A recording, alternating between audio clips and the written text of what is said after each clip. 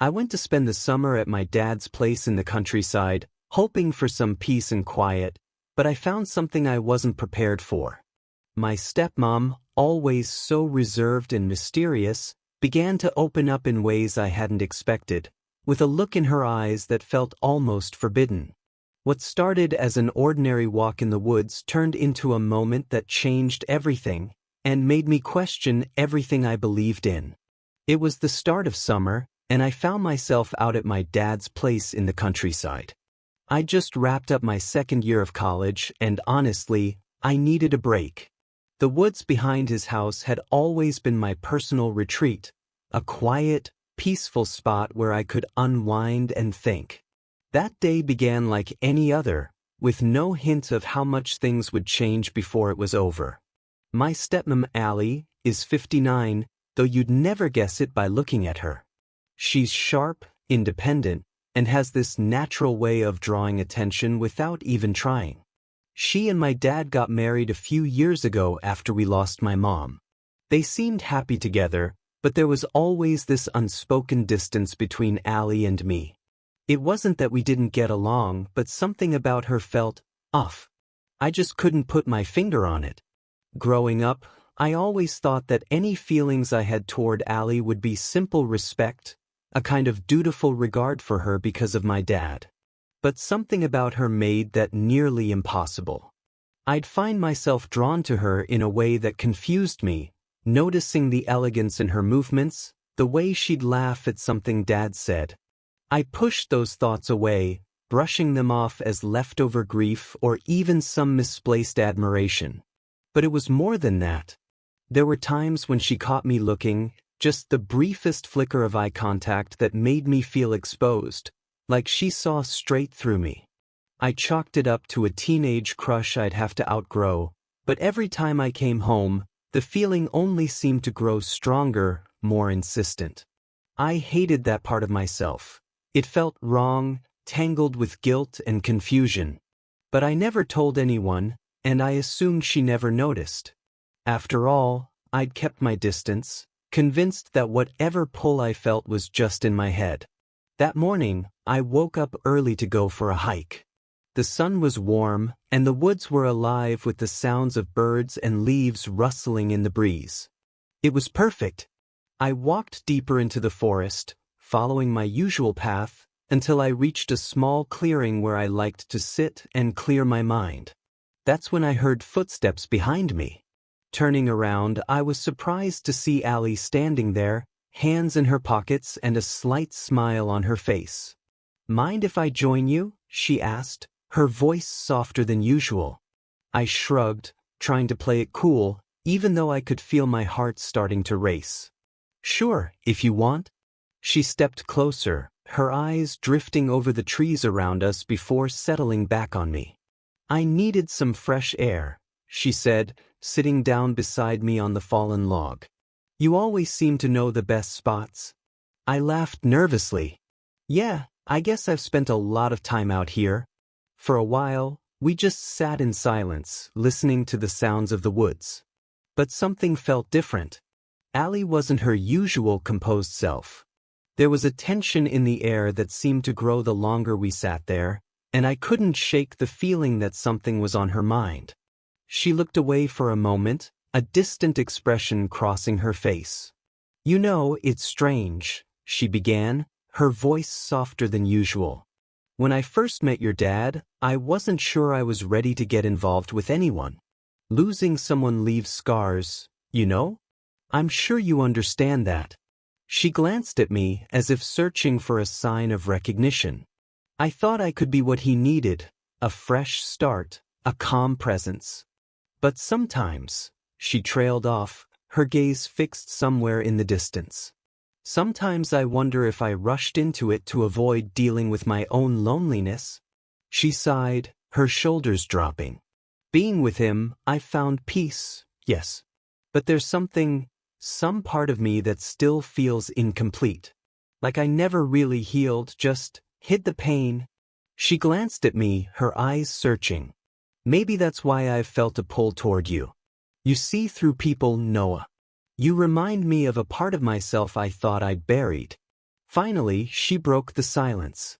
You know, Noah, I've been thinking a lot lately, she said, her voice low, almost hesitant. About us. I frowned, not sure what she meant. Yeah, she replied, turning to look at me with an intensity in her eyes that I hadn't seen before. About how things have been between us since I married your dad. We've never really connected, have we? I shifted uncomfortably. I mean, it's not like there's been any problems. She shook her head gently, cutting me off. No problems. But there's this distance. I can feel it. And lately, I've been wondering why. I didn't know what to say. Allie had always kept a bit of distance, and I just assumed it was because she didn't want to overstep, considering she wasn't my real mom. But now, sitting here with her in the woods, her words lingered in the air like an unasked question, waiting for an answer. I don't know, I finally said. I guess I thought you didn't really care. She laughed softly, shaking her head. Noah, I've always cared. I just didn't know how to reach out to you. She paused, letting her hand rest on mine. And now, I feel like we missed something important. I could see the struggle in her eyes, a blend of vulnerability and regret. I wanted to do right by you, she continued. When I married your dad, I knew it meant stepping into a role that wasn't really mine to fill. I knew I couldn't replace your mom, and I didn't want to. So I thought that keeping some distance would be the best way to respect her memory and give you space. But maybe I went too far, let too much go unsaid. She paused, looking down at her hand on mine. You're not a kid anymore, Noah, she said, her tone shifting, almost reflective. I thought that time would make it easier for us to connect, that we'd find some middle ground naturally. But instead, I feel like I let an opportunity slip away. She smiled faintly, a hint of sadness in her eyes. And now, here we are. I don't know if what I feel is a mistake or something else. I looked down at her hand, feeling a warmth spread through me that had nothing to do with the summer sun. I probably should have pulled away, but I didn't. Instead, I just stared at her, my mind racing. What was she trying to say? A flash of guilt surged through me, as strong as the pull I felt toward her. My father loved her. He trusted her, and he trusted me. The idea that I was betraying him, even just by sitting here, by letting her hand linger on mine, felt like a weight pressing down on my chest. I knew I should move, should say something that would end this moment before it crossed any lines. But instead, I found myself locked in place, drawn to her presence in a way that terrified me. Was it loneliness that brought us here, or something else I didn't want to admit? I could feel the boundaries slipping, and with them, my sense of right and wrong. The fear of ruining my dad's happiness and respect in me twisted in my gut, but somehow, it wasn't enough to make me pull away. You're not a kid anymore, she said quietly. She kept her voice soft, almost a whisper. You've grown up, Noah. I see that now.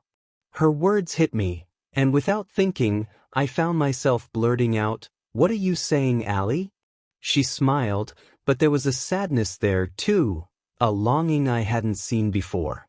Maybe we don't have to ignore this, she said softly. Her words stopped me cold. My mind raced with all the reasons why this was wrong, why I shouldn't feel what I felt. This isn't right, I whispered, trying to make sense of the mess of emotions churning inside. She didn't pull away. Instead, she reached out, her hand hovering near mine. I know, she murmured, her voice barely a whisper. But it feels real, doesn't it? But she didn't pull back. Instead, she leaned closer, her eyes locked on mine. Why not? She whispered, her breath warm against my face. You know it's there. You've felt it, haven't you? I didn't know what to say. I couldn't deny that strange tension that had always simmered between us, the way her presence seemed to affect me more than it should. But I'd never imagined she would feel it too, let alone admit it. Before I could respond, she leaned in, closing the space between us, and her lips brushed against mine. It was soft, hesitant, like she was testing boundaries neither of us had ever spoken about. But as I found myself kissing her back, it grew deeper, more real. Suddenly, nothing else existed. The woods, the birds, even my own uncertainty, everything faded, leaving just this one undeniable moment between us. Her hands reached for my face, pulling me in, and I responded without thinking, all sense of what this meant slipping away. When we finally broke apart, we were both breathless, our foreheads resting together. "We can't keep doing this," I said, my voice shaky. Saying it out loud forced me to confront the reality of what we were doing. My dad's face flashed in my mind, and shame shot through me like a lightning bolt. This wasn't just about me or Allie, it was about him too. He had lost his first wife, my mother, and finally found someone he could love again, someone he trusted. And here I was, standing on the edge of something that could break his heart all over again. "I don't want to hurt him," I whispered, feeling the weight of my words. "He deserves better than this. He deserves both of us to be better." I searched her eyes, hoping she understood. "I don't even know what this is or why it's happening, but if it means betraying him, I'm not sure I can do it." She smiled again, but this time there was sadness in her eyes. "I know," she whispered, "but I also know we can't ignore it anymore." I nodded, still trying to make sense of it all. I didn't know what this meant for us or how we'd navigate this new reality. But I knew one thing for sure, I wasn't going to pretend this hadn't happened. "We'll figure it out," I said quietly.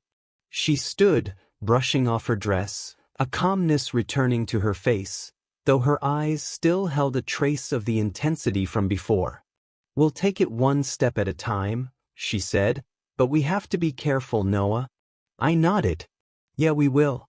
As we walked back through the woods together, there was something different in the air between us. A charge, a mutual understanding. There was no turning back now. Whatever happened next, we'd face it together. For now, the simple acknowledgement of what had been beneath the surface was enough.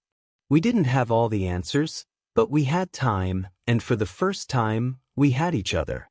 As we reached the edge of the woods, it felt as if the forest was closing in behind us, shielding what had just happened from the outside world. Everything felt more vivid, the birds, the rustling leaves, the weight of the moment lingering between Allie and me. My mind was still spinning, but somehow, deep down, it didn't feel entirely wrong. It felt like something inevitable. When we reached the clearing, Allie paused, turning to me with a calm face but an intensity still flickering in her gaze. "Noah," she said softly, "we have to keep this under control." I nodded, fully understanding what she meant. "I know. I don't want to mess things up. Not for you, or for Dad." She gave a faint smile and touched my arm gently. "It's complicated. We'll need to figure out how to handle it, carefully and slowly. We don't have to make any big decisions right now. But we have to be careful." There was a weight to her words, yet also an unspoken agreement. Neither of us had planned for this, but now that it had happened, going back to how things were didn't feel possible. We both understood that ignoring it would only make things harder.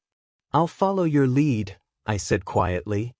I spoke quietly, my heart still racing. "We'll take it one step at a time." Allie nodded, her expression softening. "That's all we can do." She took a deep breath, giving me a small, reassuring smile. "But for now, let's keep this between us, okay? Your dad doesn't need to know anything until we figure things out." She hesitated, her voice softening. "Sometimes I think about the things I've sacrificed in life. I chose stability with your dad, and I'm grateful for it, really. He's a good man, and he's been good to me. But sometimes, I wonder if there's more to life than just security." Her eyes met mine, filled with a longing I hadn't seen before.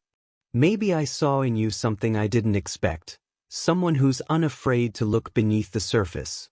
It scares me as much as it draws me in, Noah." She swallowed, as though wrestling with her own guilt. I know this isn't fair to you or your dad, and I don't want to hurt anyone.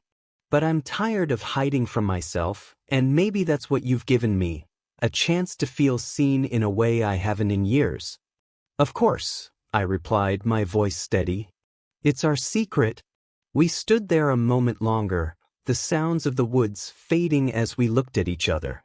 The intensity of what had happened still lingered, but there was a new sense of calm, too, something more grounded. We weren't just two people tiptoeing around an unspoken feeling anymore. Now, we knew where we stood, even if we didn't have all the answers. Finally, Allie broke the moment, glancing back toward the house. We should head back, she said, her tone lighter now. Your dad will wonder where we've been. As we walked side by side, the tension began to ease, replaced by a quiet understanding. Allie seemed more at peace, and a strange sense of relief washed over me. There were still so many questions, but for the first time, I wasn't afraid of what might come next. When we got back to the house, my dad was in the kitchen, cooking dinner. He turned around as we entered, smiling warmly. You two were gone for a while. Everything okay? Yeah, I replied, doing my best to sound casual. Just went for a walk. Allie chimed in smoothly, the woods are beautiful this time of year. We just lost track of time. My dad laughed. Well, I'm glad you're back. Dinner's almost ready. We exchanged a quick glance, and Allie gave me a nearly imperceptible nod as if to say we're okay. In that moment, I realized we would be. Over the next few weeks, things between Allie and me settled into a quiet rhythm. Still, the guilt clung to me, like an itch I couldn't scratch. Even as I grew closer to Allie, a part of me felt distant, haunted by the potential fallout if this ever came to light. I found myself watching my dad closely, waiting for any hint that he suspected something, my heart pounding whenever he'd mention how happy Allie made him. In those moments, I'd force myself to remember why I had to keep my distance, to keep my feelings under control. I tried convincing myself that I could keep this hidden, that it could stay our secret. But the more I repeated it, the hollower it felt. I'd betrayed him already in my heart. I couldn't shake that no matter how I justified things. And the hardest part was knowing that the lie would only grow if we didn't end this. We didn't rush into anything, and we kept things as normal as possible around my dad. There were moments, glances, brief touches, that reminded me of that day in the woods, but we were careful to keep our distance, careful not to let anything escalate. At the same time, we didn't avoid each other either. If anything, we started talking more, getting to know each other in a way we hadn't before. There was a new honesty between us, and as strange as it felt, it was good. It felt right. One warm evening after my dad had gone to bed, Allie and I found ourselves alone on the back porch. The stars were bright, and we sat in a comfortable silence until Allie finally spoke. Noah, I've been thinking a lot about what happened, she said softly, her gaze fixed on the sky. I don't regret it, but I want to make sure that whatever happens next, we're both on the same page. I looked over at her, the moonlight casting a soft glow on her face. I feel the same way, I said. I don't regret it either. But we need to be careful. We need to take our time. She smiled, turning to face me. I'm glad to hear you say that. I don't want to rush into anything that could hurt us, or your dad. I reached out, gently squeezing her hand. We'll figure it out together. No rush. Allie smiled, and for the first time, it felt like we were on solid ground.